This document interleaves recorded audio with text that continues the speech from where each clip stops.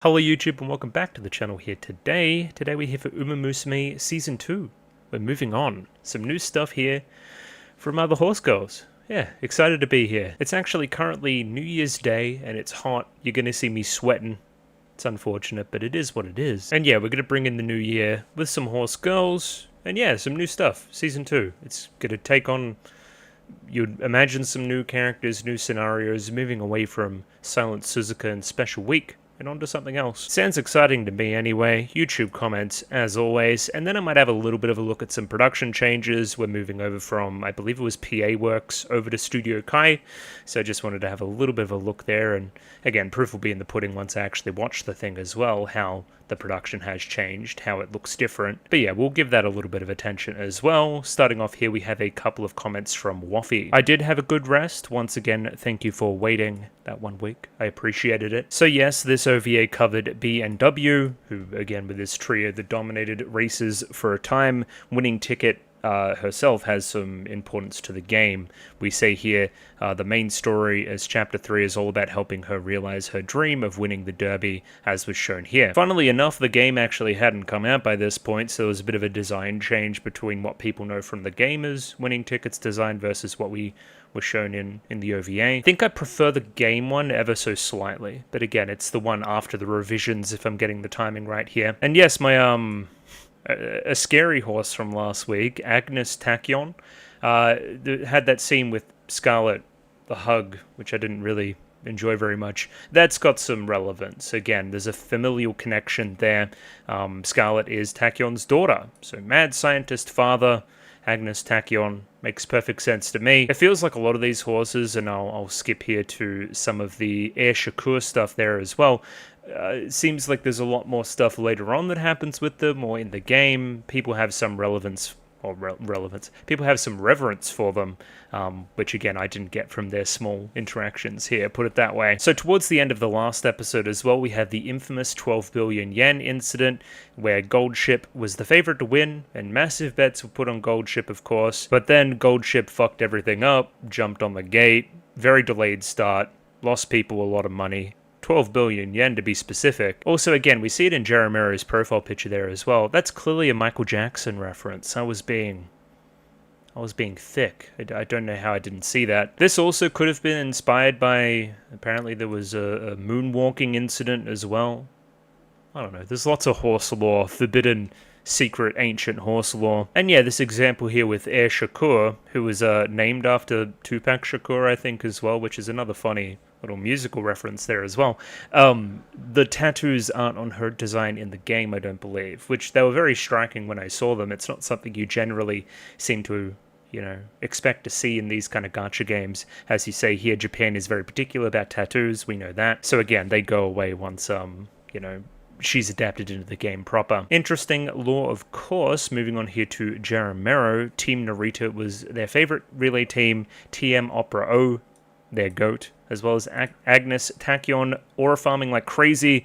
I think they were all hitting like Kamen Rider poses or something. And I guess I should say as well, very big thank you to the Discord who provide a lot of this stuff for me as well. So thanks guys, you're doing me a service. But yeah, it's a cool team. They're definitely the most interesting team in that OVA as well, I would say. Last comment here from Ace Lightning, not going into spoilers, but one relay team has won kind of, you know, they're separated as to who has won each event in the Triple Crown, I guess. So Satsuki Show winners, Japanese Derby winners, Kikuka Show winners.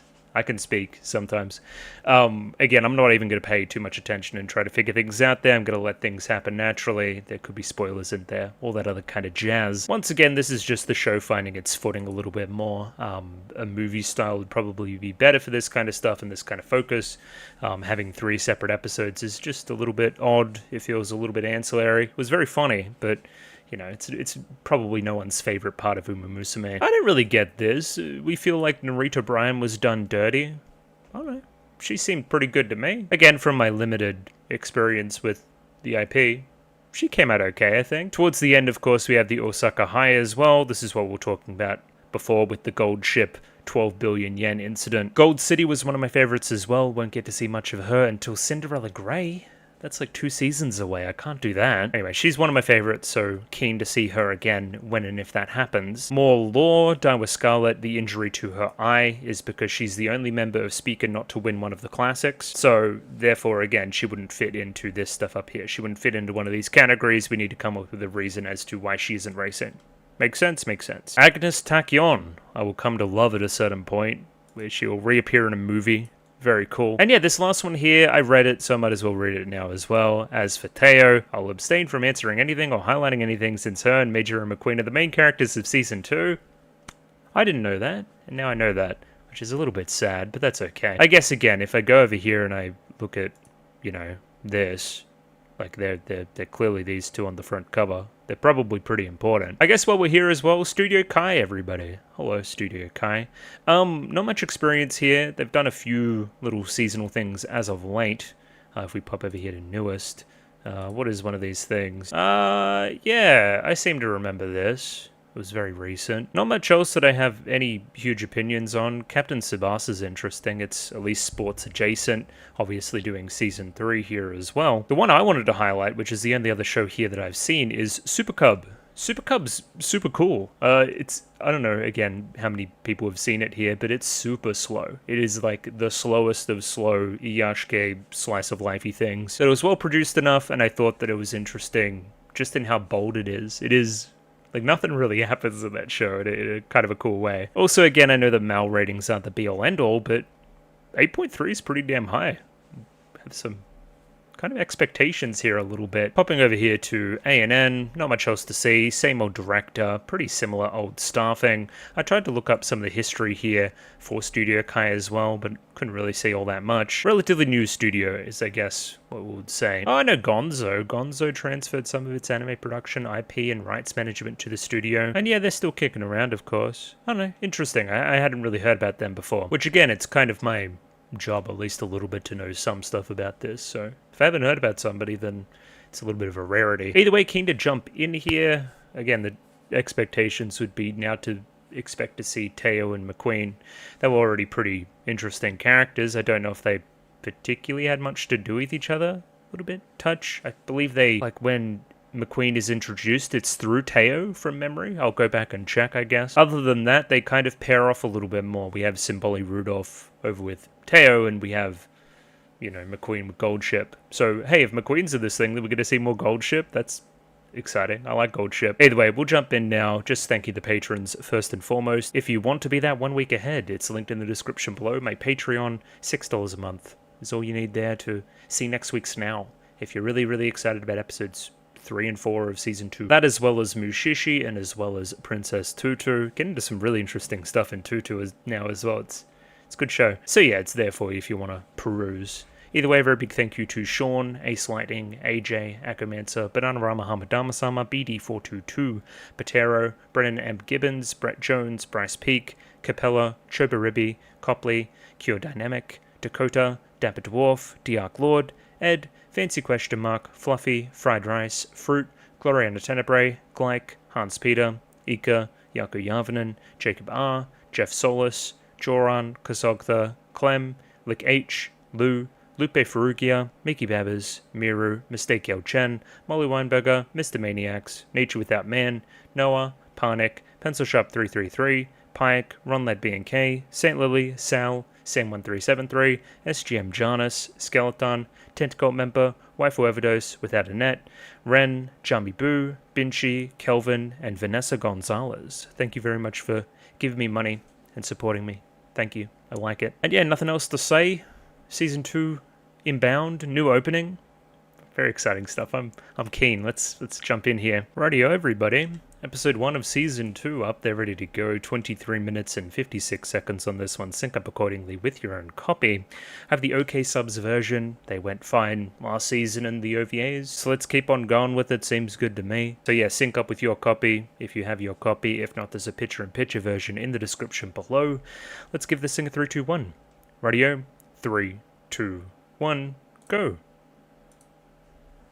Oh, yeah, okay, like Season 1. Sure. I was like, what am I looking at?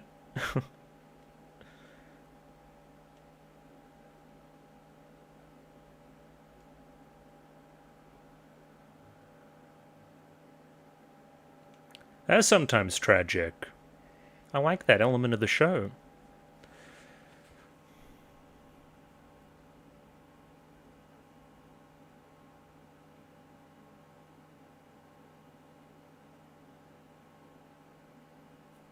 Ponytail?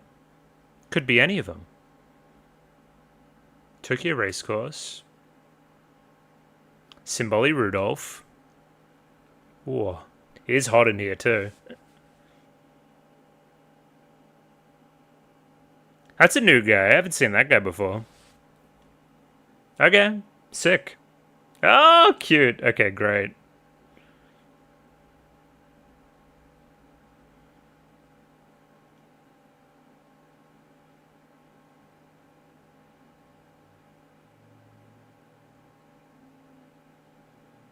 Easy. Again, I mean, she's the GOAT. 6 consecutive wins.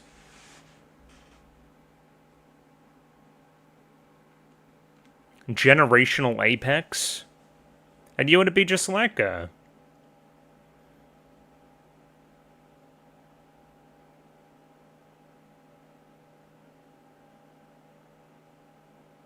Oh, Marazensky, hello.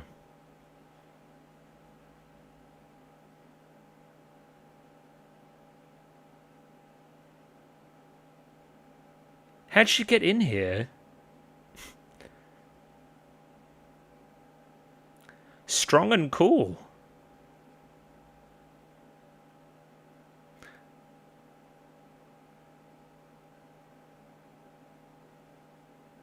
Talent, effort, and luck.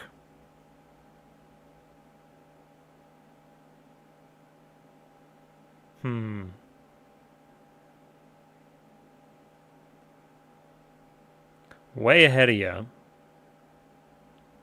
Tokai Teo.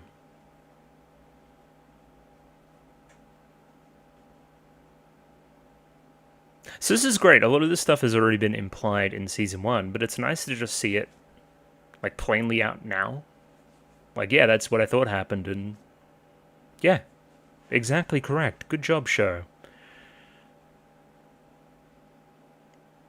Spring Tunnel Shore won it handily.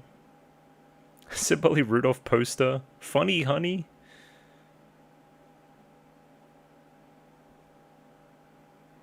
Most popular horse girl out there.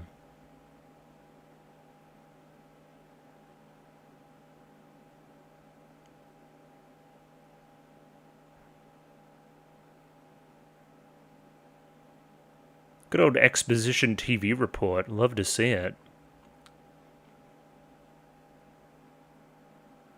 Mayano Top Gun. I remember her from,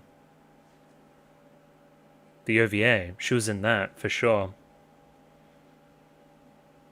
Funny honey. Oh, okay. Extra thick, what'd you say? Hey, that's disgusting.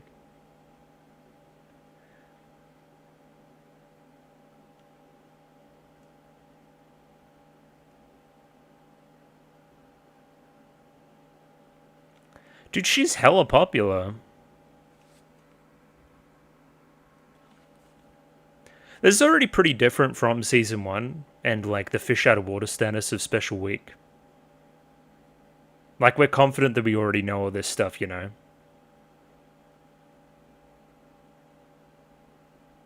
Oh, hello. That's a familiar face. Oh, a couple more as well.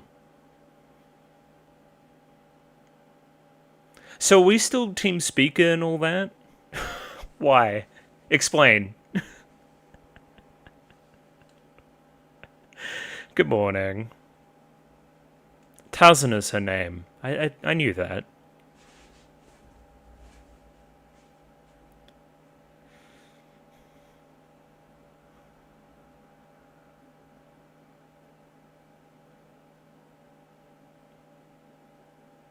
Yep.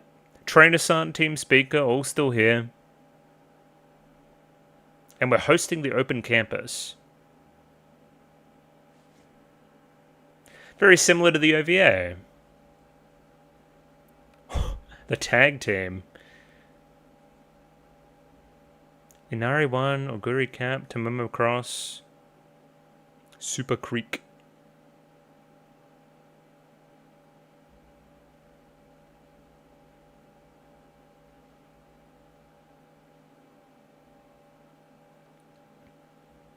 I kind of just thought that all the horses would be funneled into this school anyway. What's the point in an open campus?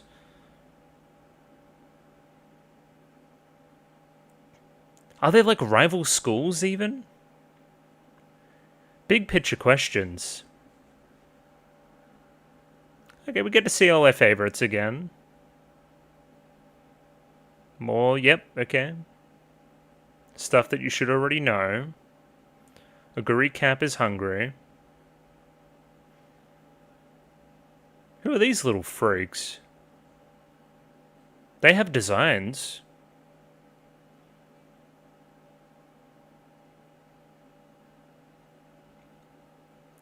Harurara? Follow her.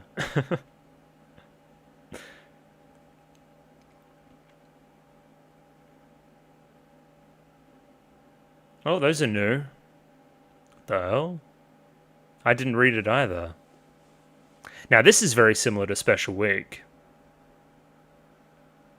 So it's almost like they're our fish out of water.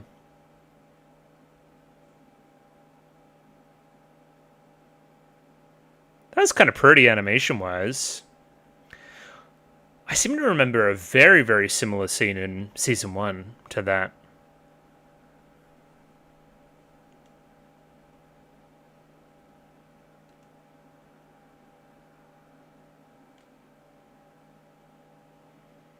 She may be frustrated about something else.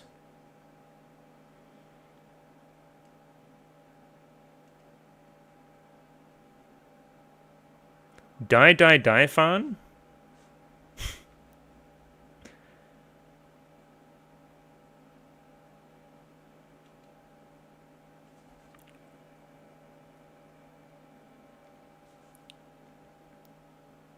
Interesting. It's a lot of pressure. Oh, you've even got a little fan too.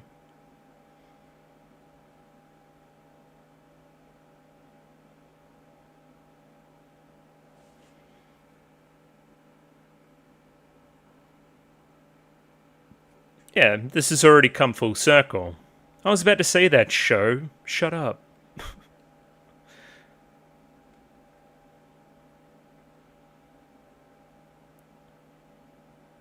Kita-san Black, Sato no Diamond. I'll try to remember you too.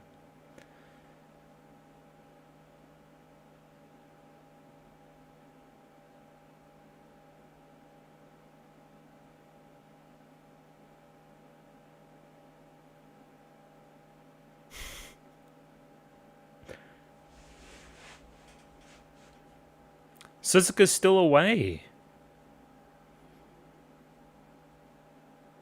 What is this segue? I don't understand.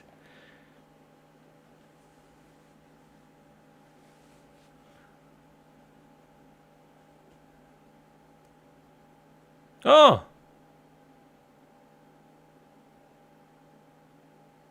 She's become a phone. She's transformed.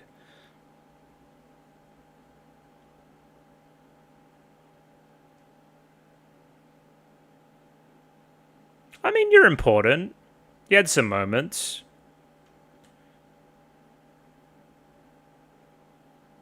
Now, I don't seem to remember Trainer-san having a specific connection with either of these two girls, so...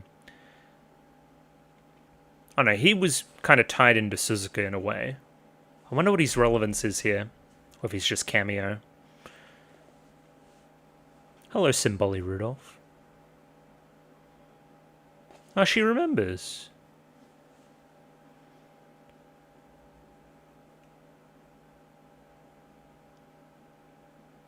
Correct.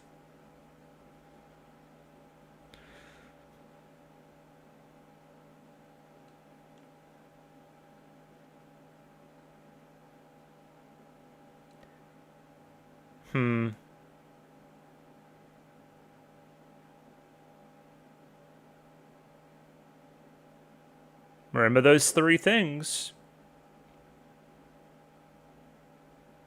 Talent, effort, and luck.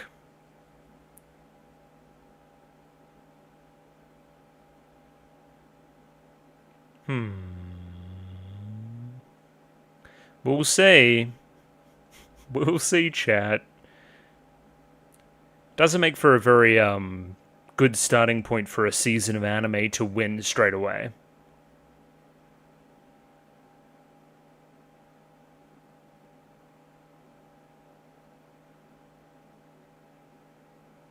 Oh! My queen. My queen. Yeah, so this is where we're starting to see a few production differences. I'm unsure. I'll have another better look later on. Or give him a go at an actual race as well. That looks pretty good. Some things never change. Oh, hello, nice nature. A guri cap eating a lot of food.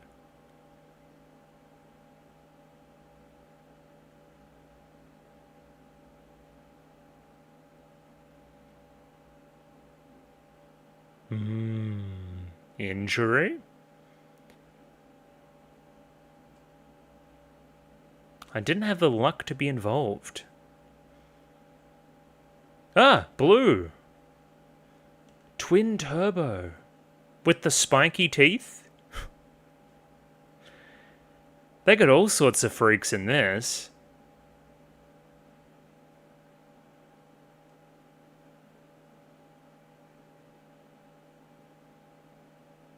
Hey, they call me Twin Turbo.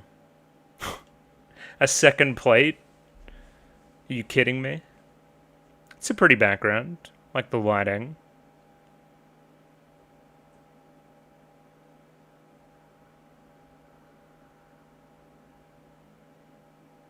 Interesting. So just kind of... What the fuck? Okay, I lost my train of thought. Kind of like how Special Week had her group of friends, we kind of have Teo's little group as well. Very graceful. I mean, she's doing all the right things, right?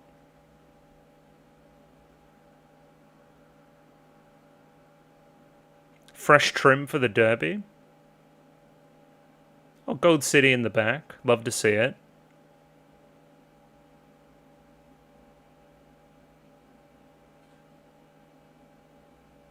Ooh. What about all them stairs?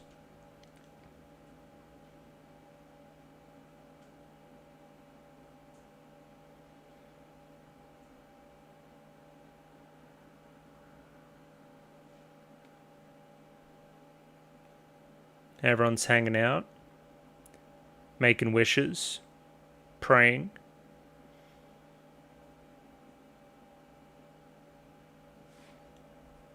It'll happen. Okay.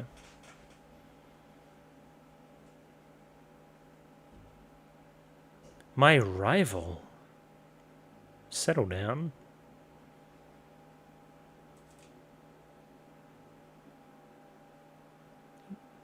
Yeah. It's revealing. I thought that was her leg. I thought that... No.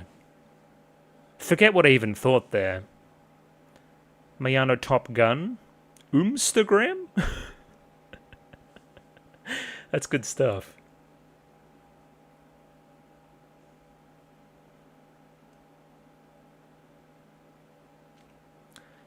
She's locking in.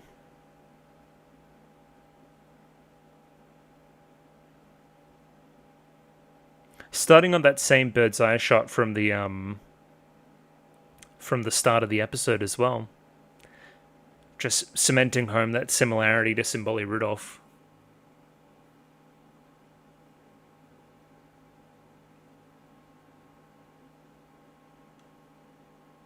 The race that stops the nation. And outside of the nation, too. Oh. What a star. In grand contrast to our special wig, who is very much not one for the spotlight.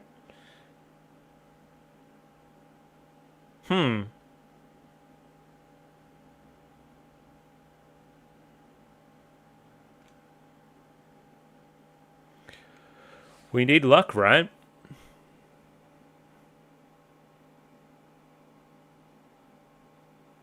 $100 if you can remember their names. Because I can't. Everything's going pretty well right now. I don't know. Maybe getting a little bit ahead of yourself.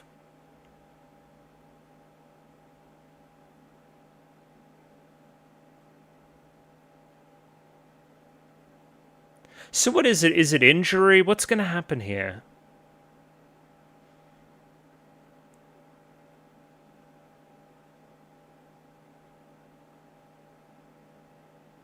Interesting. Mr. CB?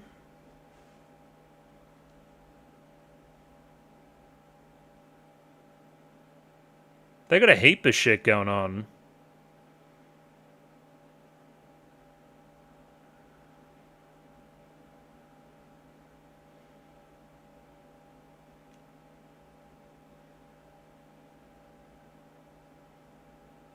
So I thought that was interesting. We tied a horse there to Marozensky.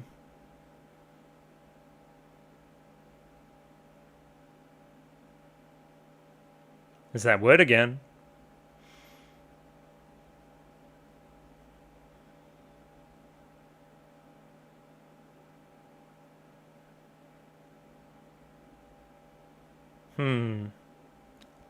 Well, I mean, last season we had a horse with a lofty goal as well. She got there in the end. Oh, vibes. Okay, saved.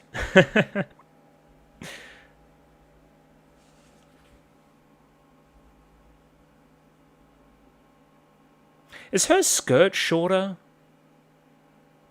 Maybe it's a character design difference. She's struggling to stay awake. Okay.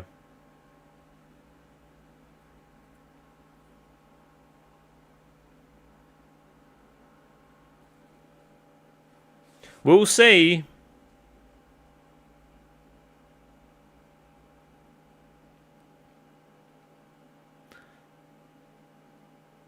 Six, 7.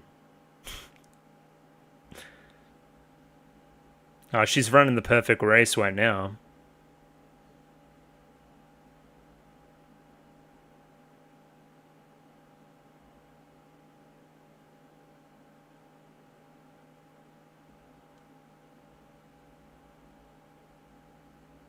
I remember. Talent, effort, luck.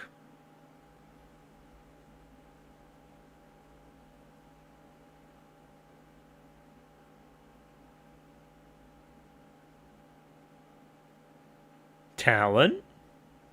The effort's never been a question. Look at her go.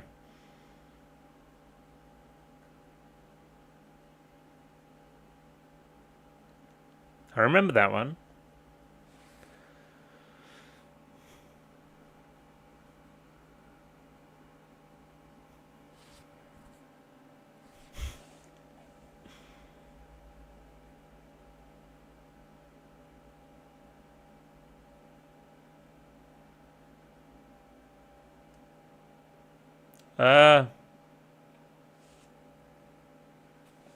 Shout out to Saiyan Sky.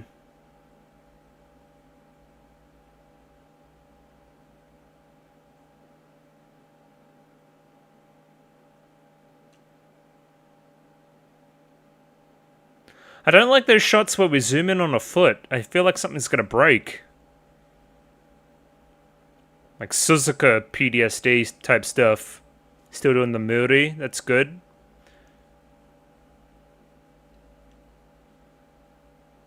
I think everything's just going well.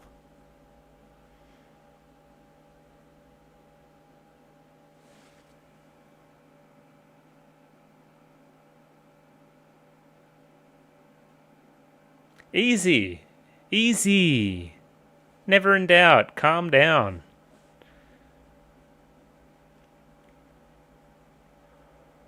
Great. Did I accidentally watch episode, like, 10? What happens now?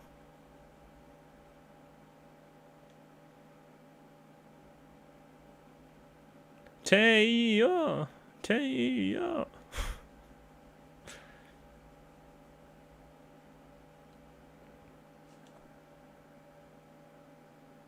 Thank you.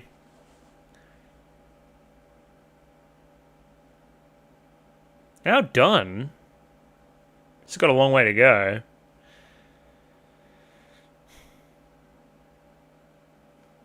We're going for that triple crown.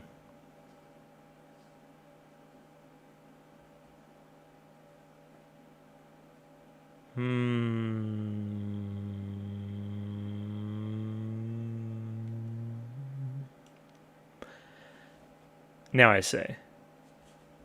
Oh, winning live. Great. Tokai Teo desu.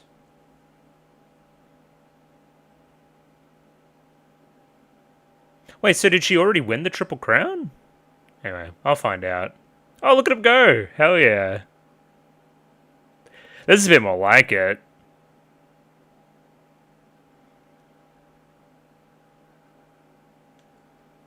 Yes. See, this is what I wanted. 100%.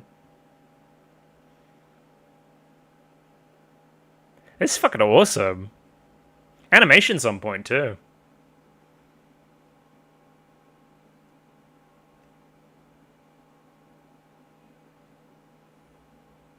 Ooh. What?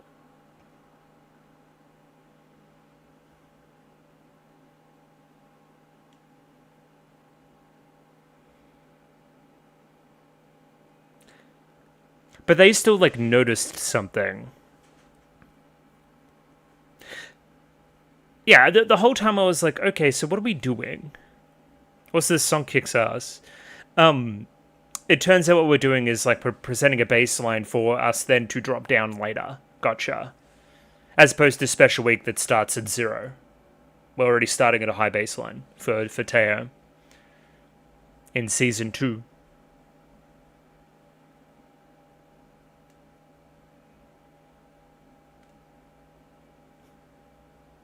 Yeah, get that tempo going again. Come on.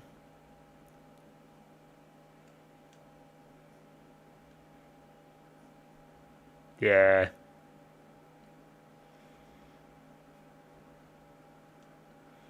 It shouldn't be a surprise. Like, she was like the karaoke horse in Season 1. She's good at this.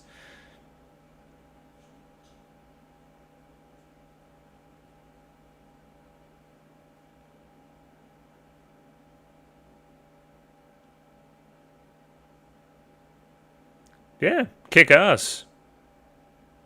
I guess it's just an injury we're worried about, maybe. I don't really know.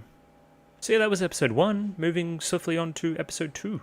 Gonna see what happens next. Rightio, episode 2 up there, ready to go. 23 minutes 55 seconds on this one. Sync up accordingly with your own copy. I have the OK Subs version. Get that version if you'd like my version. If not, there's a picture-in-picture version in the description below for your viewing pleasure. Let's get this thing through to 1. Radio, 3, 2, 1, go. Examination room. Oh, straight into it. At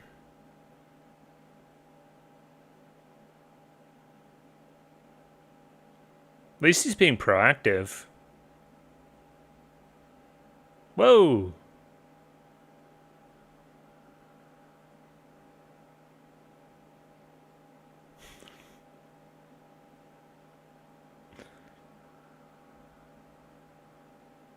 We did an X-ray, yeah, I'm pretty sure.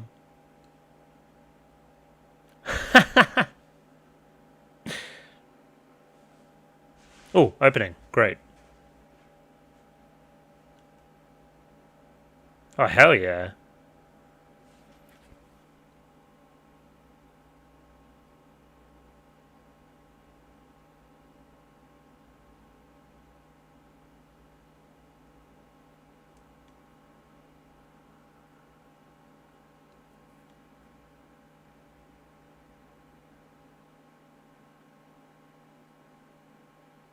It's a very Teo season.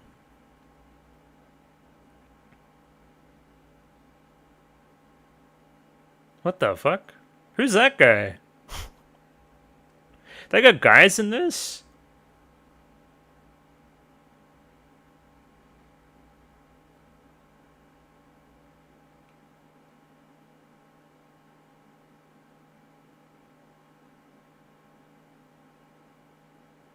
So you know about Musume, they do be fucking booking it everywhere. Few familiar faces there for sure. Bit of a key change too. That's very similar to season 1.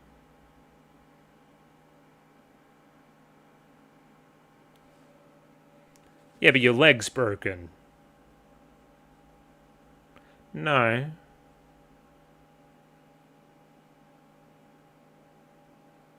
It will get worse.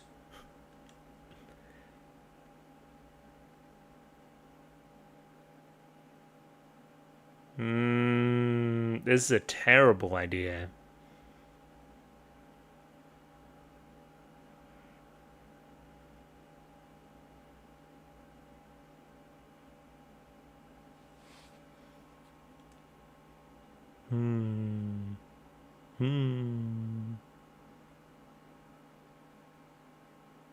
But she wasn't.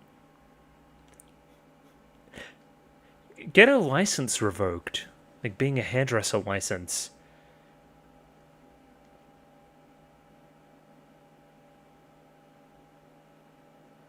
You can't rush these things, everybody.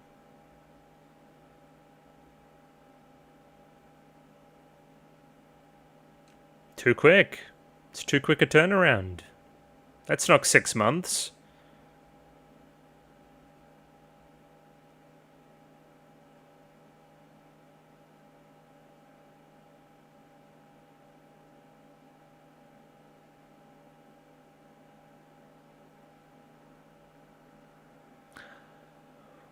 We've got a plan. I don't know.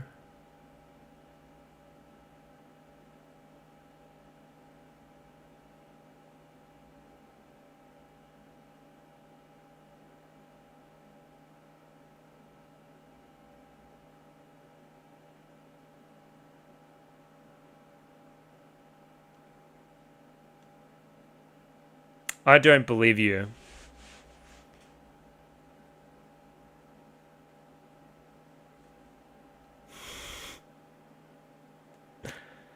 Oh, not a dry eye in the house. Look at them all.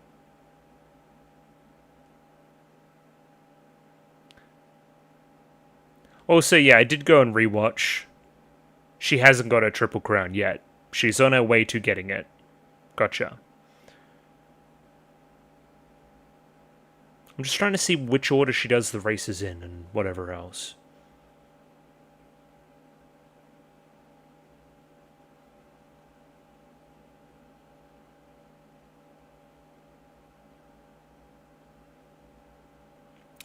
Too quickly, probably. It's good to see you too. Yeah. I was about to say that, show.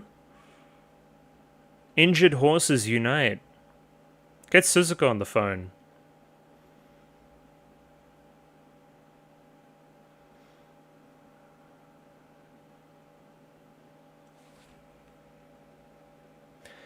It's all up here, everybody.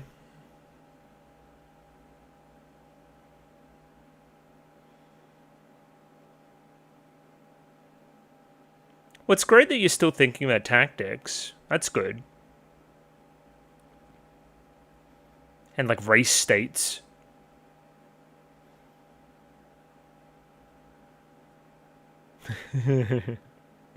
She's fun. I like McQueen. Oh, thanks.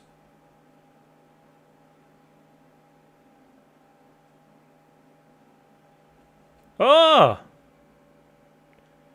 Reference.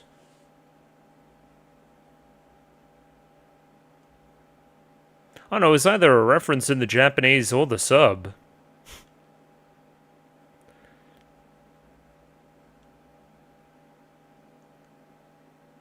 What is her problem? Hey, yo. Here, but yeah, okay, good point.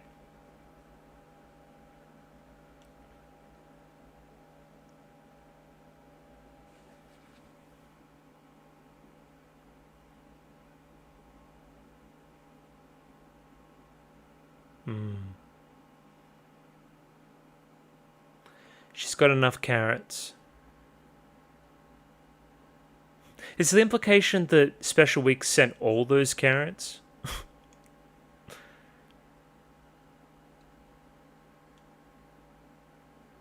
Why is the... Anyway.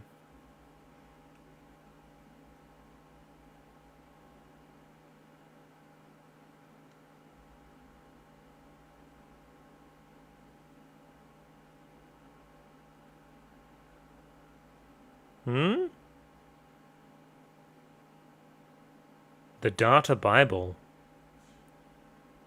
Probably reading? It's a library?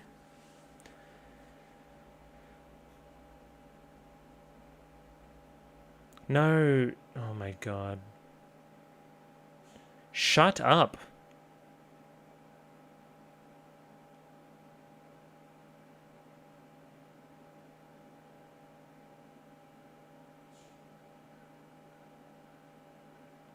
Oh, it's just a different team again. I see.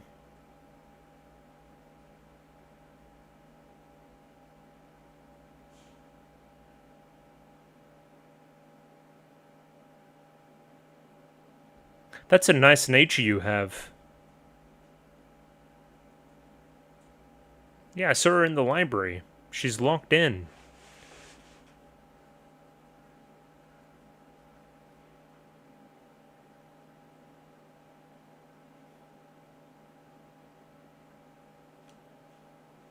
She's fired up. I'll give you that.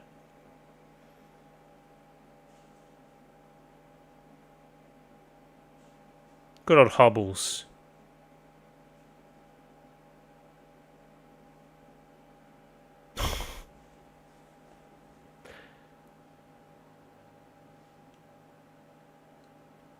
What?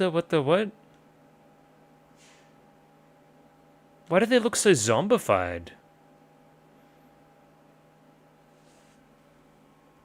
He's weird looking.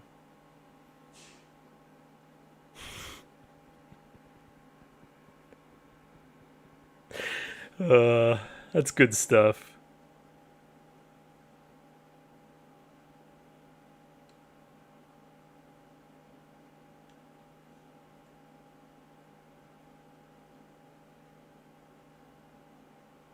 Why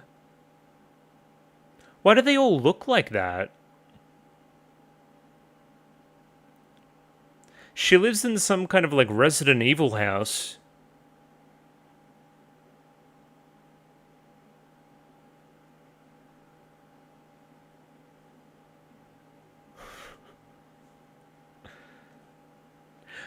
Also, my brain just got activated. There's a clip of Tokai Teo singing whilst on the sidewalk.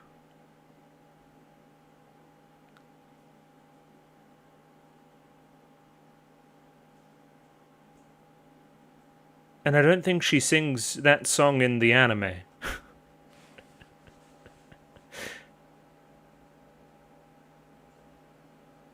And I'm sure you guys know what I'm talking about. That's one of the other things I knew about the show going in, is that clip. And now I'm like, oh, I know who that is. Oh.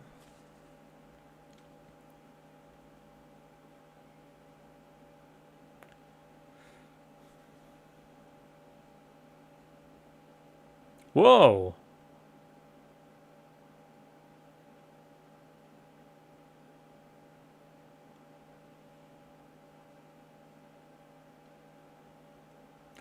Running out of time a little bit. It's sneaking up. It's August.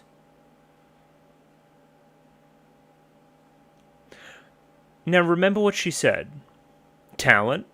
Yeah. Effort? Most certainly. Just a little bit worried about the luck.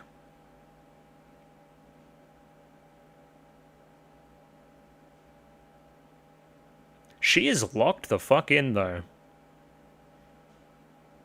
Oh, hello, nice nature.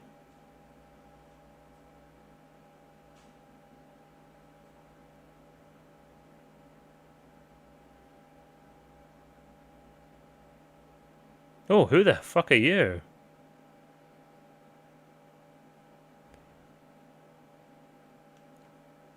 Iconodictus. Excuse me?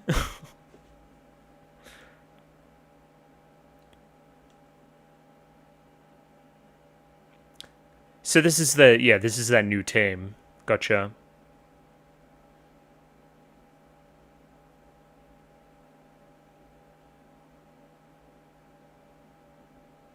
Alright, so she's a fucking nerd. Fair enough.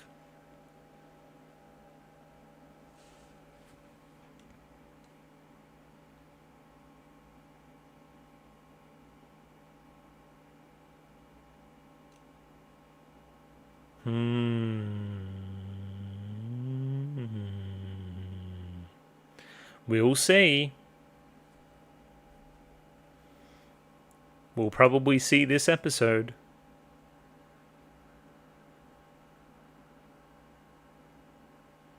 Okay, that says goal. There you go. You learn something new every day.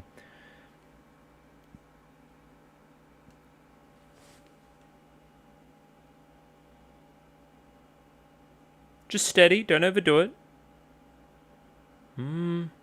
You're a little bit sore.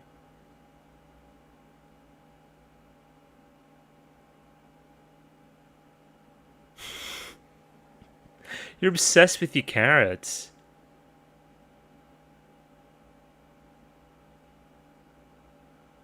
Special Teo drink. Spider? Don't put a spider in there. Fucking Eye of Newt.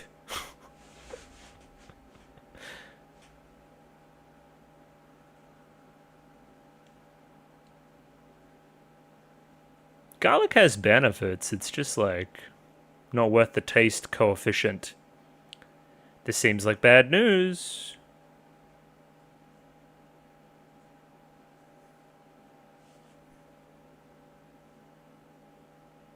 Listen to the doctor.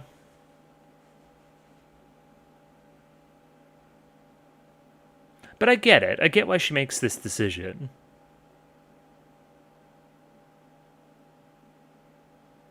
Look, even now this is defiance. It's like, I'm fine. I can go for a little jog. I'm good.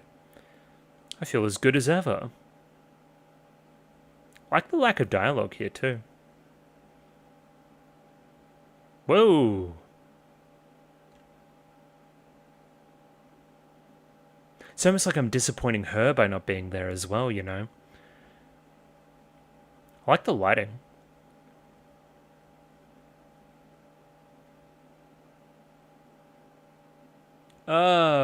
What? What are the bottles? What is that? He's on drugs. I think they do them energy shot things, maybe.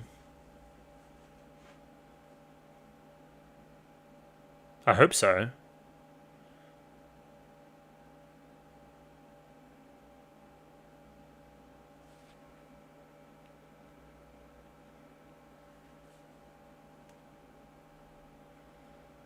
He's doing double, triple overtime to look for a solution for you.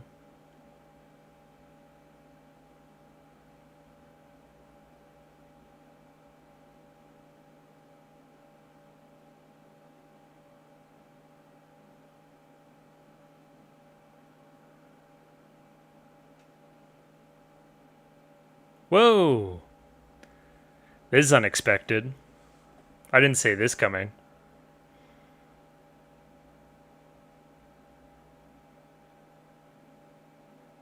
What a mature young horse.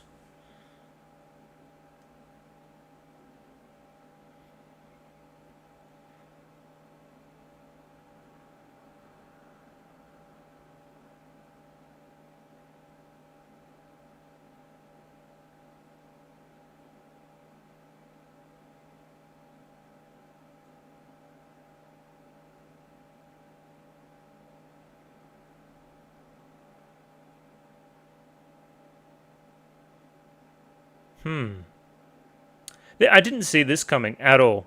I'm going to be honest with you. I thought you were going to get a little bit headstrong and force your way in anyway, or lie or something. Nope. Mature. It's a bit sad, though. Oh, look at the ears.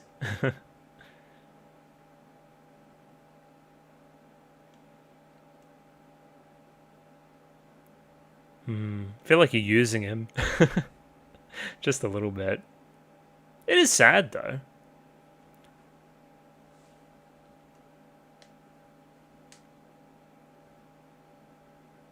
Should still probably like to speak to you.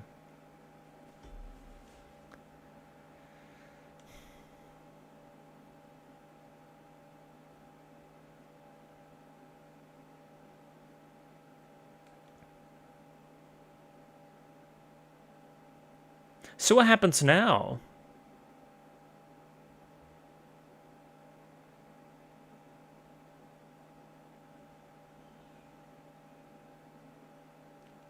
Come on, nice nature. She's been put in the hard yards too. We saw that.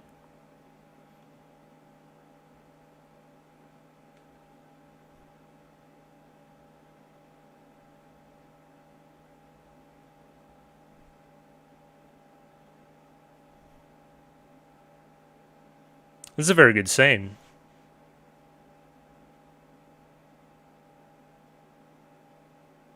Yeah, what a scene. Loved that. Because there's that dream, it goes like right there in that second. And it's almost like she didn't even recognize it until now. Yeah.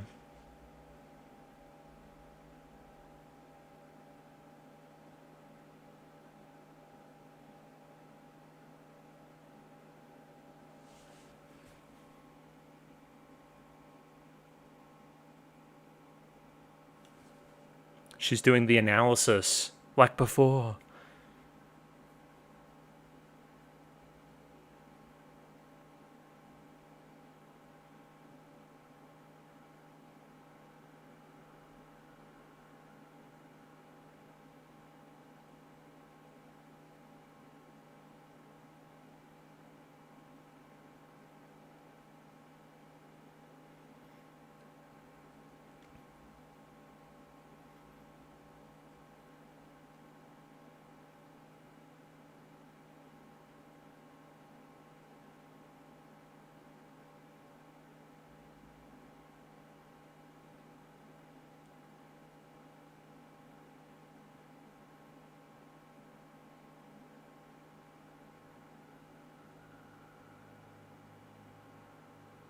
Go give her a fucking hug now.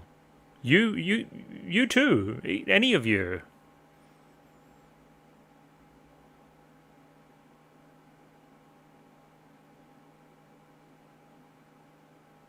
Where's nice? Yeah, come on.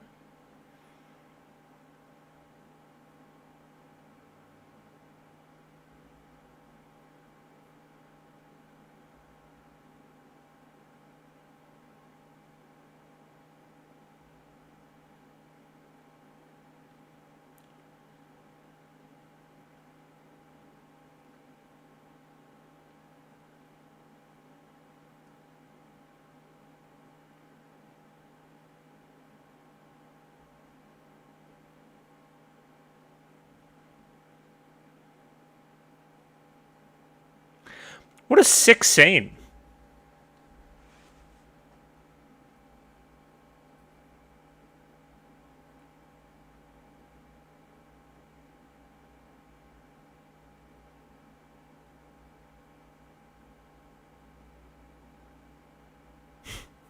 I guess.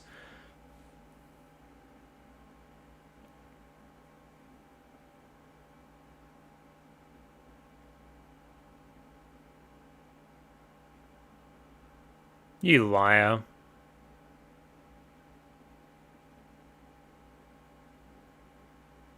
What a scene. That was very, very good.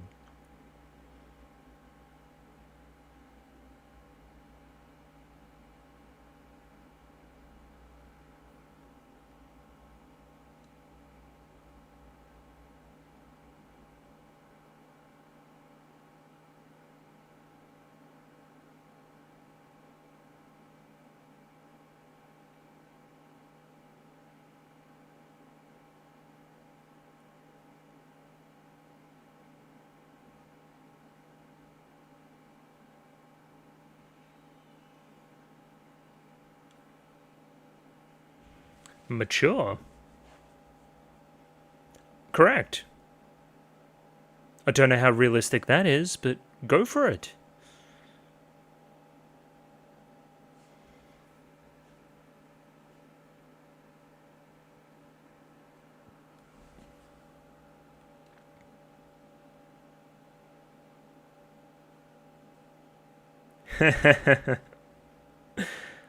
Great. Little ED too. Bit of a somber one too. So a few things. This is going to sound mean to season 1. That's almost like the first good scene in the show. Now, I don't mean that, but it's the first, like, transcendental and, like, unexpected scene in the show, I guess I would say.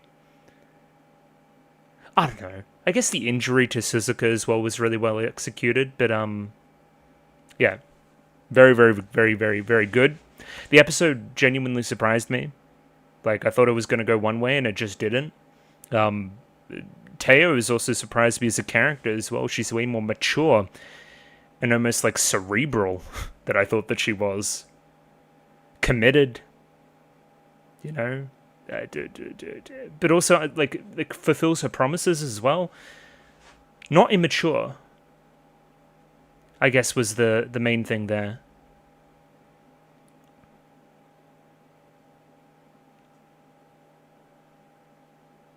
It does make me question how much room she even has to grow now. But I guess we'll see. Yeah, so 2 episodes in the can there. Needless to say, quite impressed. I will return later on, probably later on today, and talk about those some more. Good stuff, though. Very, very good. Surprising. Surprised me, at least. And we are back. It's the next day. 2 more episodes of Musume, the first 2 of Season 2 in the books. I've kind of talked about it a little bit already, but I'll continue on. I do think there's a definite difference between, again, the stuff we saw last season and in the OVAs into this. I think the story from the outset here is a lot better and getting a lot more focus.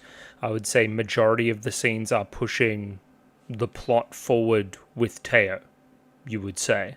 There's not really much here that I'd call ancillary or, well, again, compared to season 1, there still is, like, it's not laser focused like other shows that I've seen, but we're definitely making a more of an attempt to tell a story here. And so far, it's a pretty damn good one. It's pretty compelling. It's already made a choice that I didn't expect that it would make, which was, again, some of the Teo maturity stuff towards the very end and actually taking her injury seriously. Like a lot of people forecast, this really feels like the show moving more in a sports anime direction as opposed to a slice of life show. That's not to say it is joyless. There's definitely still jokes. You still got Aguri Cap in the background eating everything that she can see, and a bunch of other little tidbits. It made me laugh, made me chuckle, but I think less so funny. Again, even compared to the OVAs, which I thought were hilarious. Like, we're not kind of there.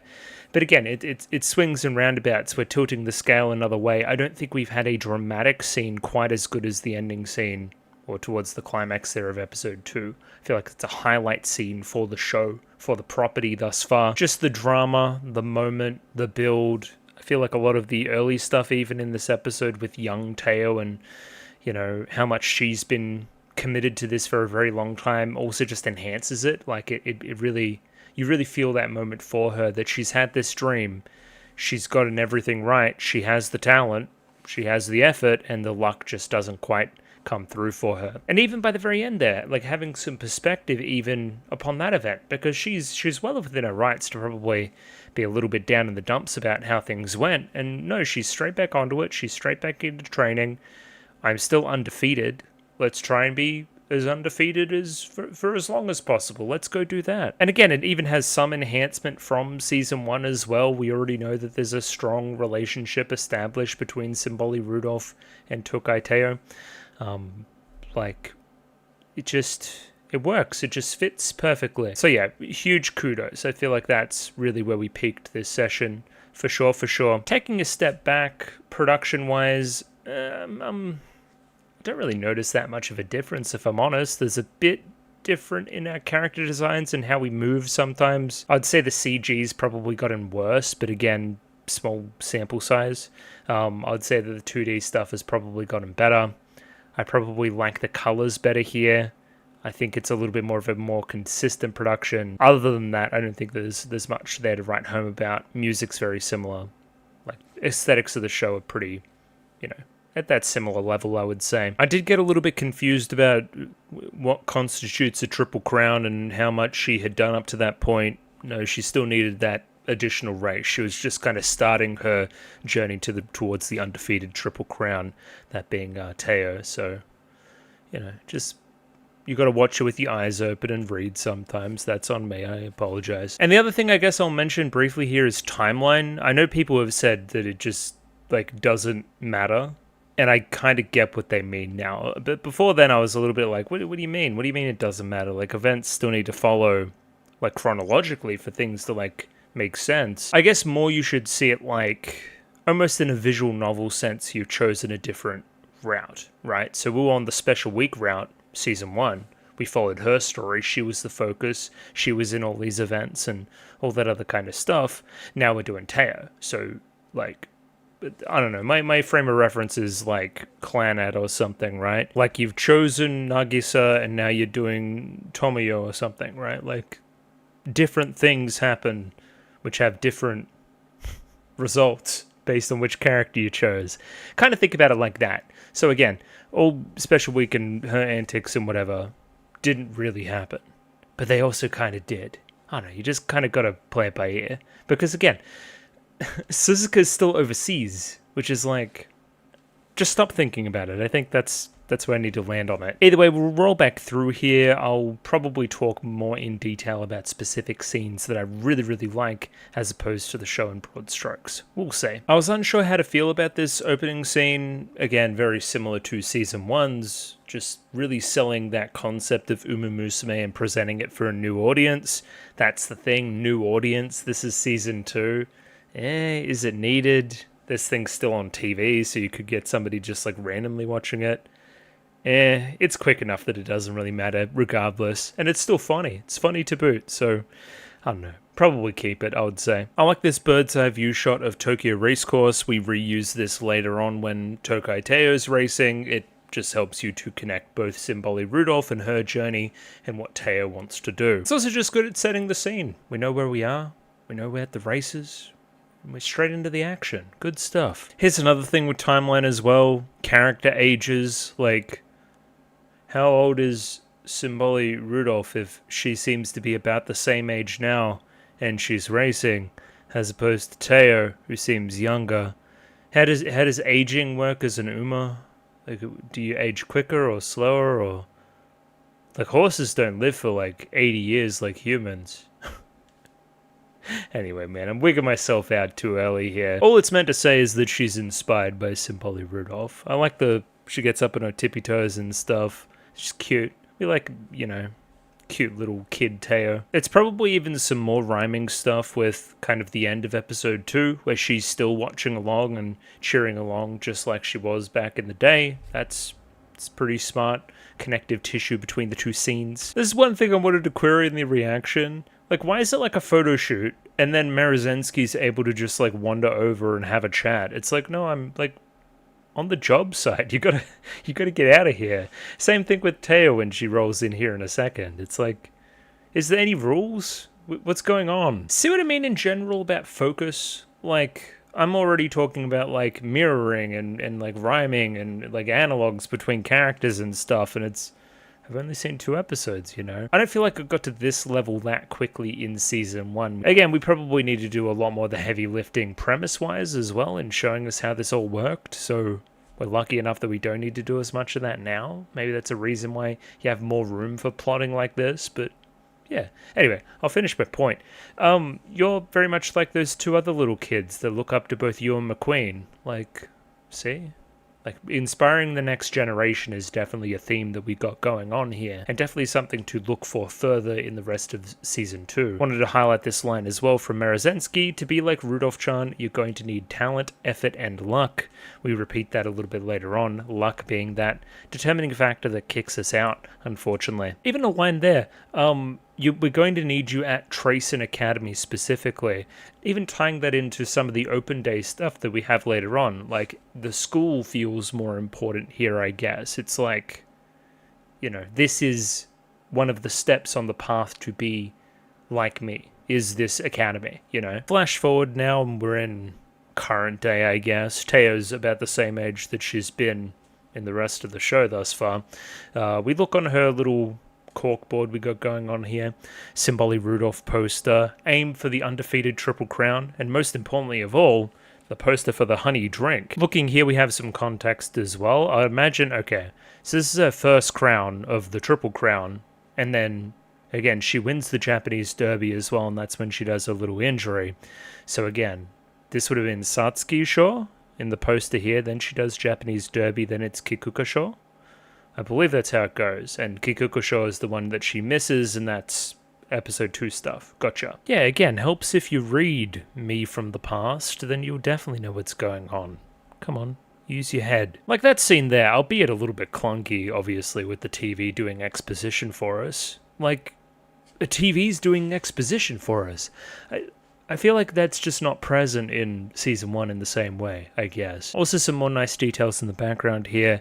Another Symboli Rudolph poster. We must remember it was a photo shoot, so potentially she got a photo of this moment. Makes sense. And Mayana Top Gun over here has a F-14 Top Gun poster. That makes perfect sense. Sure. Oh yeah, should we talk about the elephant in the room? This, like, honey drink that looks just, like, revolting? I don't know, man. I can't do, like, super sugary, like, thick drinks anymore. It's just that syrupy sensation, man. No, not for me. More for her. That's fine. But again, more characterization. I'm staggered by the difference that even just a little bit more focus on Teo gives me. Like, she seemed in Season 1 kind of dumb, I guess. But she's enjoyable, obviously. She's a good character. But, like, I didn't see her as the type that would get out of bed early and, like, you know, happily run over here and then do this and then do my training and then be focused on this. And I think where we get to the most of it is when the injury hits. Like, she's just purely sensible about the whole thing. I just didn't see that coming for her character and was pleasantly surprised. I don't think episode 1 here has a little bit of, like, we just need to show every single character itis. Like, I don't know, there's a few unnecessary ones here. It feels a little bit like the OVA in spots where it just, like, throw as many horses as possible at the screen. I don't know, again, gacha adaptation, you gotta put the characters in there, but still. Focus on the horses that matter, I guess. It was nice to see a familiar face here, though. Look at her, she hasn't changed at all, she hasn't aged a day. And of course, Gold Ship on a Segway, how could I forget? The best thing I've ever seen? It's definitely up there. Boring plot stuff, they're doing an open day. Like I said previously, it's kind of linking into some, like, school spirit stuff and some pride in our academy and whatever else. Again, Tracen Academy specifically mentioned by Rudolph before. And yeah, Teo taking this task on the chin, taking it with some gusto, taking it in a very Genki manner. And the kids are cute. I like how enamored they are with just, like, normal stuff, like normal class and normal race course. It kind of mirrors a little bit of a Special Week when she first came to the academy. It's like, oh, you know, this is almost our chance to show a fish out of water character what is going on. Again, I'm imagining, like, a new viewer watching this. Like, oh, Musume's on TV. What is this? These, like, kid characters are a good analog for the audience in that regard. Like, just reintroduction to things that, you know, we should already know, you know? And then there's these two which have obvious designs, and I'm like, okay, well, tell us your names. But I guess before we get names, we do a bunch more introductions. We take them to the library and whatever else. I've paused to read these books too. They seem like some in-jokes. What we got? Book of Ubiscus Secrets. Sure. Guide to the Shadow Arts of Fuchu and Holy Rites of the Sorcerer. Extra Ebon Gold, which sounds like a horse. I don't know, they're doing magical horse stuff, sure. I did kind of like this water effect here from the pool stuff. Not that water effect, that's something else. Where it goes on Teo. There. That looks pretty clever. The underwater stuff there, the lack of the lines. Pretty good. We take a moment here and, again, our little fangirls here have a bit of a, you know, praise of us and stuff. It reminds us of the scene only merely earlier, where Teo was praising Symboli Rudolph. things have come full circle a little bit. We're the stars now. This is Kita-san Black and Satono Diamond. I'm going to try my best to remember. Kita-san Black kind of rolls off the tongue a little bit. I'm unsure about Satono Diamond.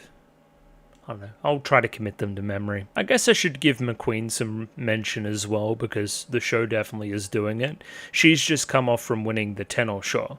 So, again, it's kind of a little bit mirroring what was going on with Special Week and Suzuka and stuff. Like, oh, I'm winning this race over here. I'm winning this race over here. Da-da-da-da-da.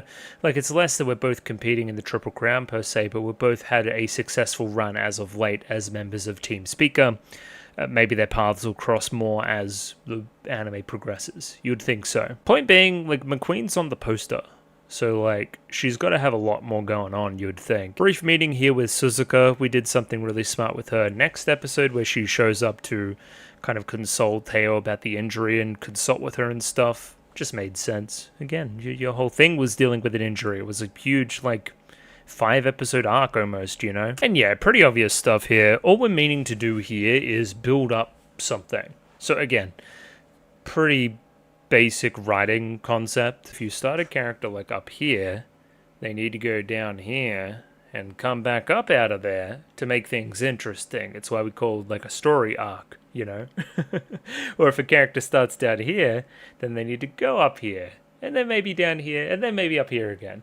Again, it ebbs and flows. It's like a narrative. It moves. You can't simply start a show with somebody strong and have them continue to be really strong.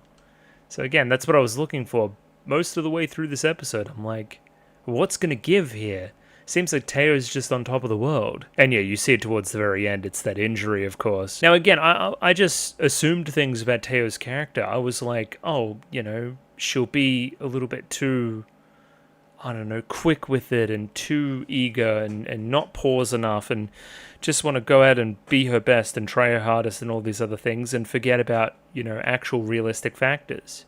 That doesn't happen. I think that's brilliant. That's really, really good. It's just so unexpected for her, I feel. All right, more to the point, we're, you know, saying, hey, I feel confident about winning this thing. I'm doing my best, blah, blah, blah, blah, building into that Japanese derby race. I think that's probably your best look at the change in character design a little bit. You can definitely see some differences, but it's still the same, mostly. A little bit. Nothing too dramatic, I would say. As is the focus of the season, we have Teo and McQueen rushing out ahead of the pack as Team Speaker are practicing. Yeah, pushing each other, doing that kind of thing. Rival is a word we keep using as well. Even confident enough socially with each other to use it in each other's presence.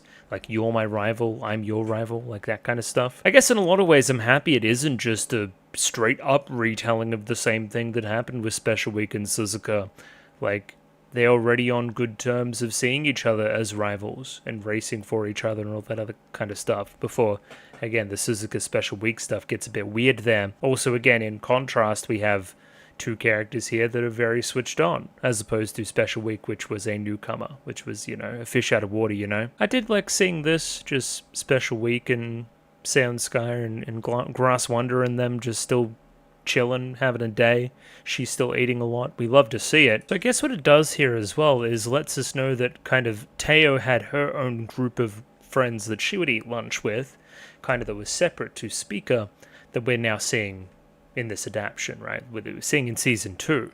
That would be Nice Nature in them, right? And yeah, Nice Nature has a little bit of that Suzuka stuff going on, also a little bit of Grass Wonder, coming from that injury angle and coming back from it. You know, it's pretty inspiring to see, I guess, Teo's orbit kind of bring her in and, you know, inspire her to get better and want to race with her in the derby and whatever else. You'd have to imagine that Nice Nature's story isn't done. She's going to have more to do here, for sure, for sure. And she's cute enough. She's got the red hair thing going on. Is she the one that looked like Kumiko? She looks a little bit like Kumiko. There was a horse that looked like Kumiko, so shoutouts, I guess. And then we have Twin Turbo. Very, very, very much this kind of design. Like, if you know, you know, the spiky teeth and the heterochromia and the crazy stuff and the tad over-designed for mine, but people like this kind of thing, sure. Doesn't mean she'll be a bad character, obviously. She's, She's definitely spunky. She's got a bit going on. There's also the introduction of Team Canopus, which is another team as opposed to Speaker and Regiel that now we have to contend with, have their own trainer person, blah, blah, blah, blah, blah. We'll do some scenes with them later on. I have a bit of a musical montage here, which is just, I guess, showing how locked in Teo is and people taking notice of that. Again, that talent, effort, luck conceit. She's definitely putting in the effort. You can see it here. Gold City spotted. I like Gold City, so I'm going to shout it out whenever I see Gold City. And to wrap up that kind of scene, we have Teo and McQueen at the shrine. The shrine connection's fun. I remember the scenes of us running up and down the stairs from season 1. That's pretty cool. It's a bit of, you know, reuse of location, enhancing meaning, giving the place some sense of place, I guess. It's good. This is also where we do all that "you're my rival" type stuff, and it, you know, takes her aback and stuff. Oh, I guess I am a rival. I guess we do inspire each other in some ways, you know? As mentioned before, there's that shot reuse as we're leading into the Japanese derby here today. Tokai Teo running and succeeding. Spoilers, she's gonna win. Nice to see these two again. They speak for a lot of the runtime of the show, so like, I'm happy they're back. They're very good at it. Small bit here, but I like late night Suzuka watching along. Just something about the way they draw her. Any of you guys World Cup heads?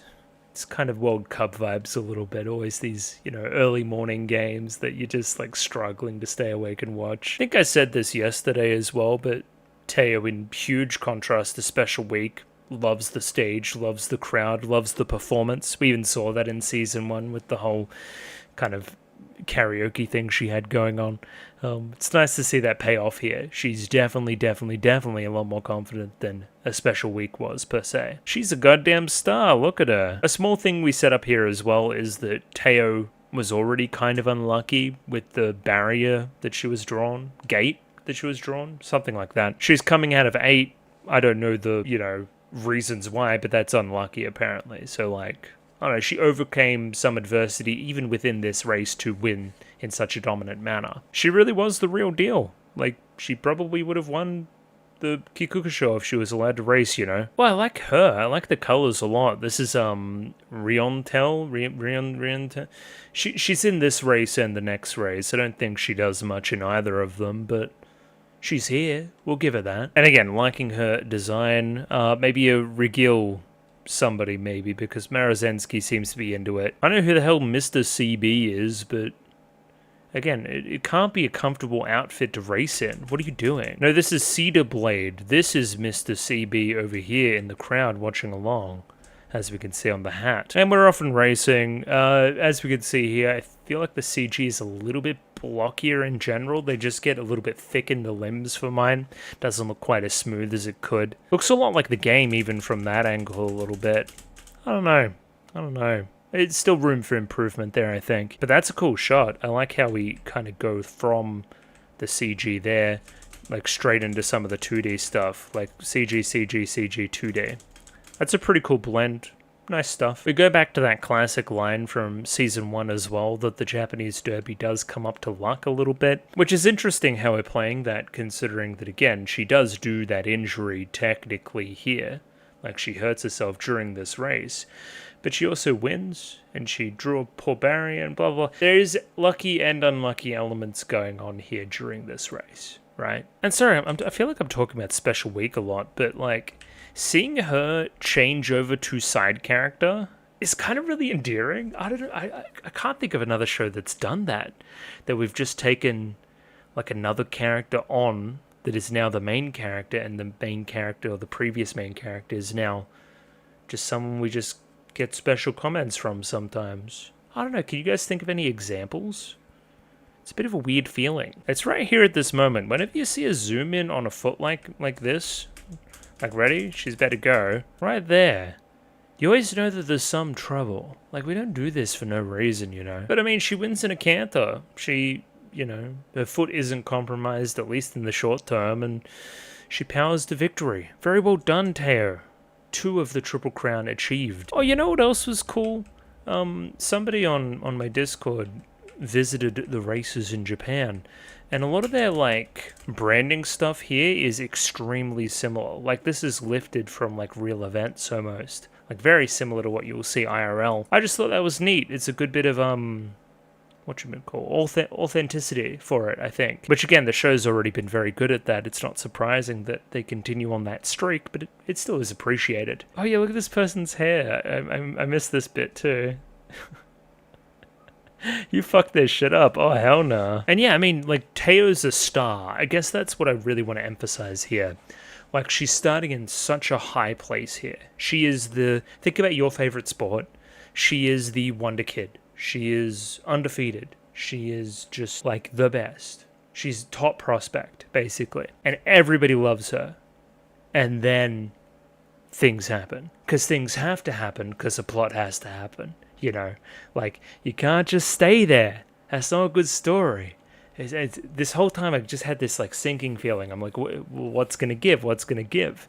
Before, again, we get a little reveal here during the winning live. And there we go. First little bit of it. Foot's getting kind of sore. Unsure about it. Oh, yeah, I forgot about this stuff from a production perspective. Probably the best scene in it. Really slick 2D animation. Well lip-synced. Like, goes with the performance well, good posing and whatever else. Dancing good, just, I don't even know how they're doing half that stuff. Just good. Good. If, again, you're familiar with idol shows, very rarely you'll get good 2D animation. Normally they'll just default to the CG. Appreciated here, for sure. This is kind of what I wanted from, like, winning lives from the very beginning. Like, specifically for my Love Live heads, does this not feel like that one song by Yuki Setsuna? I think it does, right? It's from Nijigasaki, like the first episode there. It's similar color scheme-wise too, and in the instrumentation.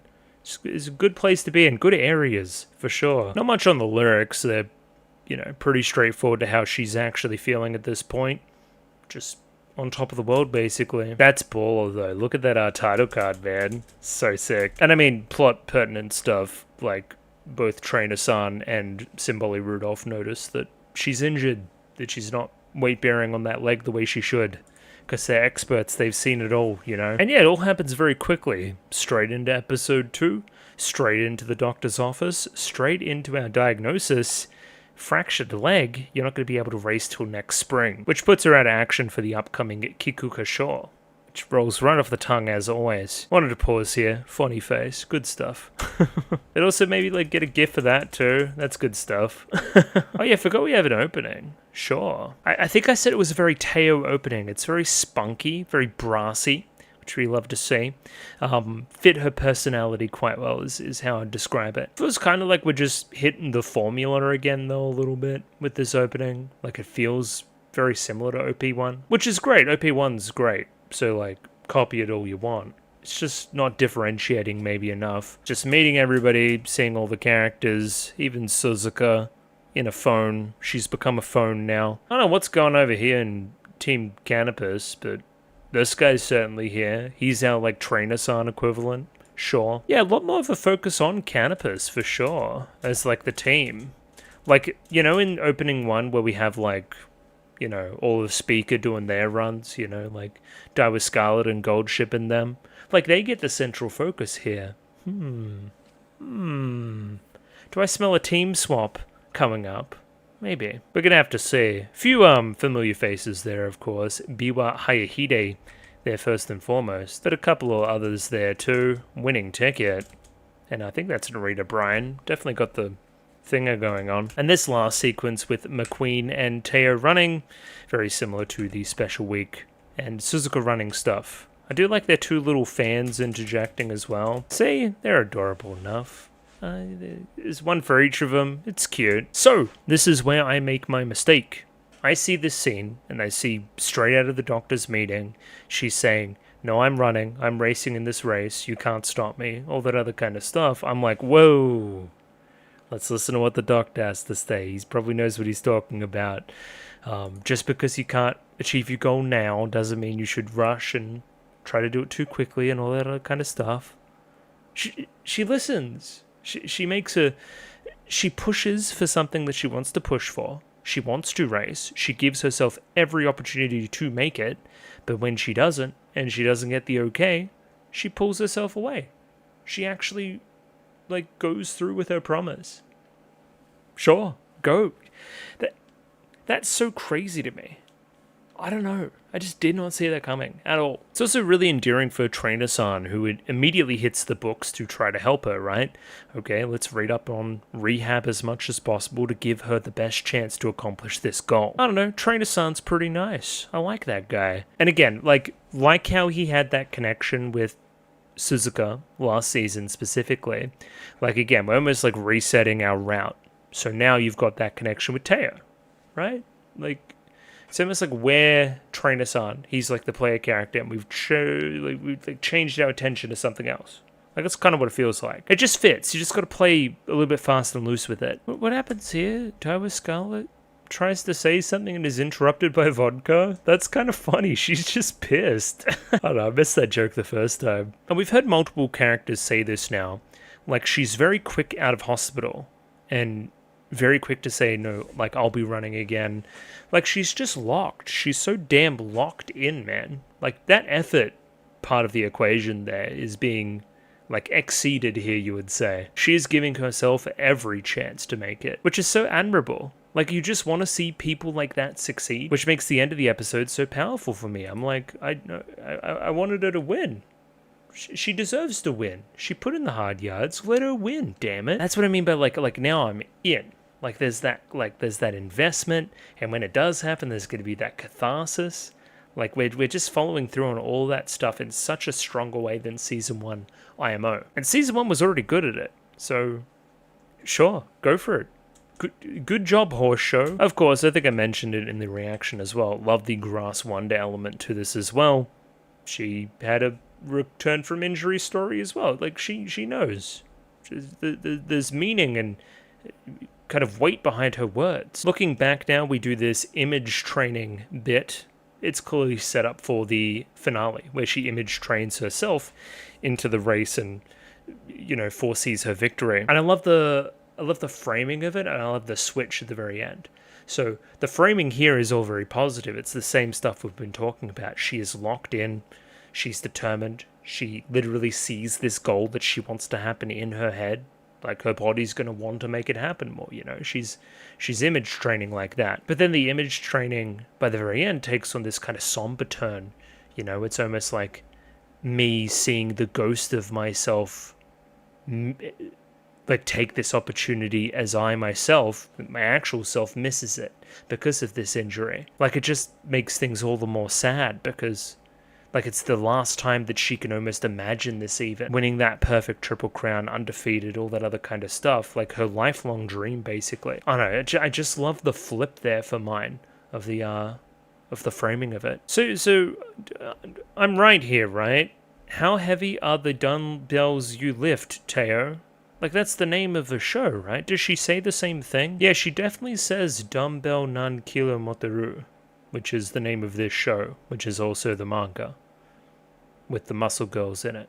So, good reference. I understood reference. Give me praise. But yeah, we're all trying to pitch in. Vodka has the weights. You have some incense or something, Taiwa Scarlet. You have a goddamn Segway. The SS Gold Ship, or whatever you called it. Yeah, SS Golshi. Sure. But I think the best gift of all comes from Special Week.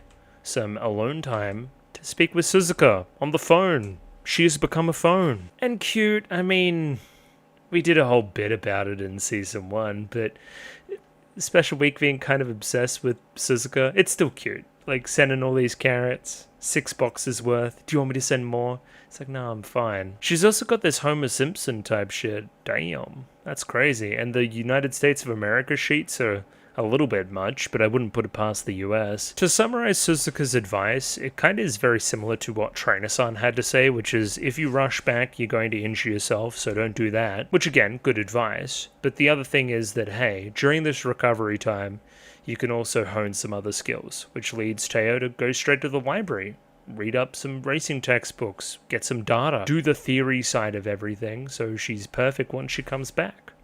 Again, like, I don't know if you guys are into sport, but this is pretty much like the exact thing that you should be doing as you're coming back from a long-term injury.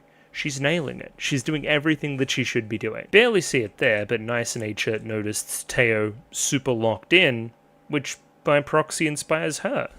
Again, I love the horses inspiring each other. It's very cute to me. So I guess we can look at Nice Nature's goal as of right now is to race in the same race as Teo.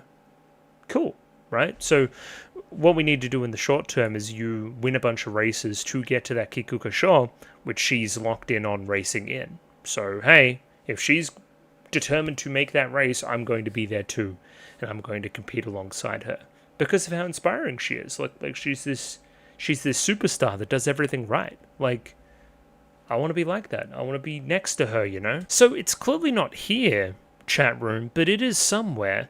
There is a scene of Teo, I believe she was injured, walking down the street, singing. But she's singing not this song, she's singing a song by Roddy Ricch, of course. That's the clip I'm referring to. That's not now, but it's later. I just had an epiphany during the reaction of, like, remembering that. So sure. I look forward to if and when that occurs. Oh yeah, this scene, this is just strange. Not much to say here. McQueen has a weird family of weirdo servant people that are trying to help, but really, they're just weird. It is pretty funny, though. I'll give him that. Comedy's there. It also helps to flesh out the McQueen side of things. She wants to help Teo. Sweet. She's also a rich girl. Sweet. If you didn't already know that, now you know. Oh, that's fun. She really didn't like a needle at the start of the episode, and now she doesn't like this one as well. So, like, that's cohesive. Good stuff. See what I mean? Focus. Like, this whole episode, this, like, last 10 minutes has been about the same thing. Like, just Teo and getting back for that race. And again, like, it's not rocket science, but that focus pays dividends by the end here and creates that moment for mine. It wouldn't be as strong if we had, 3 or 4 other things going on at the same time and a bunch of jokes, like, padding it out. Just, it's a way better look for the show, in my view. Just is. Like, I'm inspired by seeing her start to run again and like, encouraged and coached by Trainer along that journey. Like, I want to see them succeed again, which makes, like, that ending so tragic now. Some good montage stuff intercut with the calendar there as well is great. Just how much time we have left, what do we need to do, like weights, running, muscles, getting better over the course of time, but still ultimately missing that cutoff. Chat, I think I'm quite fond of Ikuno Dictus. She's very funny to me. She's like the data horse, the nerd horse from her small interactions thus far. And yeah, I mean, she's like the nerd character. She takes things very seriously and very literally, very data orientated. Normal stuff. But yeah, she's part of Team Canopus. It makes me think that we're going to have more and more to do with them if we're introducing another character like this, right? Because we wouldn't just abandon her, she's going to have more to do. And the only way that we'll end up seeing her is through Canopus, right? Either way, that whole interaction really steals Teo once again. We see that fist clenched kind of under the table. Like, hey, Nice Nature's trying her best because she wants to beat me. She wants to stand alongside me. She wants to race with me. I doubly got to make it now. It's not just my dreams that are on, my shoulders. It's other people's as well. Oh yeah, the special drink thing again. This was pretty funny. And again, it comes from, it's comedy still. It's these comedic scenes, but they come from even like a plot relevant space. Like, they're making a funny drink for Teo and being a bunch of, like, goobers because they want her to do well and they want her to recover better, which ties into the plot in the episode. Like, it's less of a, meandering quality to it. It feels a lot more focused, which, again, is the thing that I keep saying. Once again, it just feels like everybody's with her. Everybody's pushing her towards this thing. Everybody wants to see her there and succeeding. And then she doesn't. Makes you feel bad, does it not? Made me feel bad. And then, yeah, we get the news. We meet with Doc. He says it's no good, we're not going to make it. Specifically pairing that with a little bit of a sad montage of her walking and running around and whatever else before going to the racetrack and seeing Nice Nature and Ikuno Dictus, of course, pushing each other to their limits. Like, they want to see me out there, they want to see me racing. And again, I thought, once again, like, we're going to fall into such an obvious spot here. We're going to be like, oh, well, I'm going to ignore the doctor's advice and go out there regardless because people are relying on me to be there. But we don't do that. I think that's so... Just, like, did anybody else see that coming? I don't think anybody saw that coming, you know? Cool shot again. Feels like the last gap has shut on her chances here. This last kind of gasp. It's kind of what Trainer-san's doing at the moment as well, just still researching and making that final push to see if she can make it. But again, she's aware that that door's shutting on her. Pretty clever little shot, if I say so myself. Oh yeah, these things. These are energy shots, everybody. He's not popping, like, a bunch of pills, which I thought is what he was doing, but no, it's fine. It's better than that. Just so surprised in the reaction here, man. Just maturity is that word. Like, nope, we made the promise. That's what the doctor said. Can't make it. And I think in the moment here, she's thinking very rationally, which is great, right? And she pulls out and does all the right things. But then it gets to the race, and then we still have that catharsis and we have that emotion to it, man. The emotional side of Teo and all that weight that she's put into this comes out, and that's when the outpouring begins. That's so realistic for mine. Like, hey, it's easy to say it here and now, but as the race is going on, and that dream is literally slipping through my fingers right in front of me, it becomes a lot harder to bear. A couple more small moments here I really, really like. Just smick this episode, man. Like, Teo almost catches herself here a little bit, kind of looks up, looks around her, realizes where she is, and that's when Trainer-san asks her for some food. Like, wants to get her mind off her, basically. And there's a subtext to the scene, too. Like, she asks for a lot of food, but then, like, really says please. And it's like, well, yeah, okay, I'll do it. Like, they both realize how serious this is and how much, again, investment was here. Like, we stop the jokes for a second, and the jokes become something else. It's like... It's almost really well written. I don't know. I feel like I've been keeping the training wheels on a little bit with Musume, and now I'm taking them off, and I'm like, damn, that's actually good. That's actually damn good. I think that's word of the day, focus. Who do we focus on as the race is being run and won? Our main character, damn it. Because she's who the story's been about. Who gives a fuck who wins the Kukuku Show here? I certainly don't. I couldn't even tell you who won the damn race. Because that's not relevant. That's not what we're doing anymore. It's more your story. Just devastating touches all over this thing. She must be so used to race day and the different sounds and everything. Like, she hears a certain horn and the race start to begin. And, like, it takes it out of her again. She's like, oh, shit. It's actually slipping away. I really cannot emphasize this enough.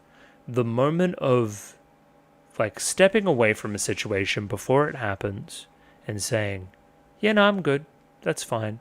But then as it actually happens, emotions outpouring, unexpected emotions, such a good concept for a scene. Like, I didn't think it would hurt me as much as it has being here and doing this right now.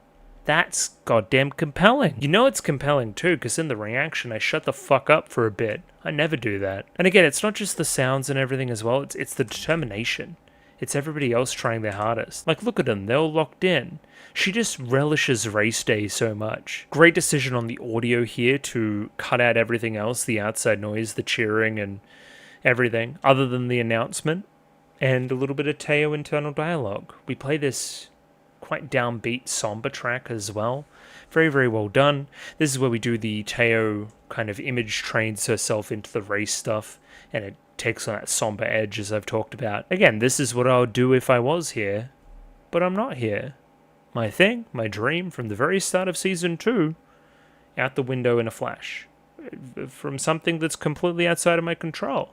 That sucks. Like, watching this again, man, I'm getting emotional all over again. It's damn good. It's very, very good. Another great moment here.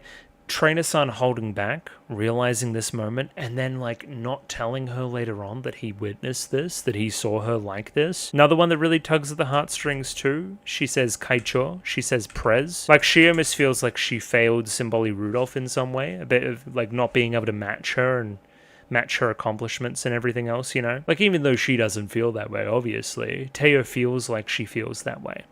It just, yeah, It's that cherry on top of the despair sundae. I didn't even know what to say about this part here, because as the horses kind of approach that kind of final straight, she almost realizes all over again that it's a race and that it's on, and that people are in the running for a very important crown tier race. And then she kind of reverts to how she was at the start of everything, just like this race fan, cheering for her favorites. Or another interpretation could be that she's cheering for her own ghost form as well. That could be something. It's almost like this last thrash against my dream drifting away too. There's a lot of different interpretations. As well as obviously the interpretation they want you to make here, which is that she's just taken aback at everybody else's devotion as well, and how much they're giving to this thing. Like, she spent so much time within the race, often out ahead in the race as well.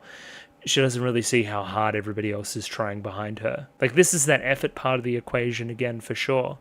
Like, it's also a reflection of her own effort to even try to get back in time. Like, the girl's effort and everything else on their face as the competitors here is a reflection of my own effort through the rest of the episode. And how much she's actually put herself through is almost like all hitting herself at once. You know, love that shot. Love that shot, man. And nice nature comes forth. Okay, sure. Riontel she comes for... It doesn't matter. It's all about fucking Teo. And she's going through it, damn it. We end the episode here with Teo looking on the bright side of life.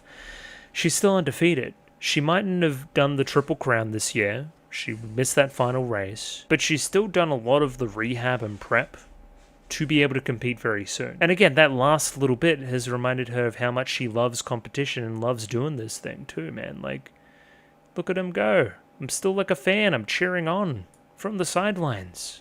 It's taking me all the way back. Made me fall in love with the sport all over again. So yeah, she seems determined to come back from this thing bigger and better than ever. It almost feels like our story's over in a weird way. Like, I wonder really what is next. I don't know. Oh yeah, and I didn't really look at the ED at all. It seemed like a bit more of a somber thing with a lot of very pretty art, good backgrounds, that kind of thing. Once again, invoking Love Live in my view. Like, it feels very similar to a lot of them Love Live EDs. Goddamn, Suzuka really has just turned into a computer person. That's crazy. Anyway, very pretty. Good looking Simboli Rudolph there too. Good stuff. We'll close out the session there. Needless to say, very, very impressed. And I see what everybody means now about, like, the show changing a fair bit over time. Like, don't think that season 1 is indicative of everything, I guess. But yep, 2 thumbs up. Big old clap. Can't wait till next week where I get to watch more. You'll see me then. Patreon if you want to be there 1 week ahead. To like the video, subscribe, all that other kind of jazz. You'll see me on the flip side. Thank you for watching. Ciao. Goodbye.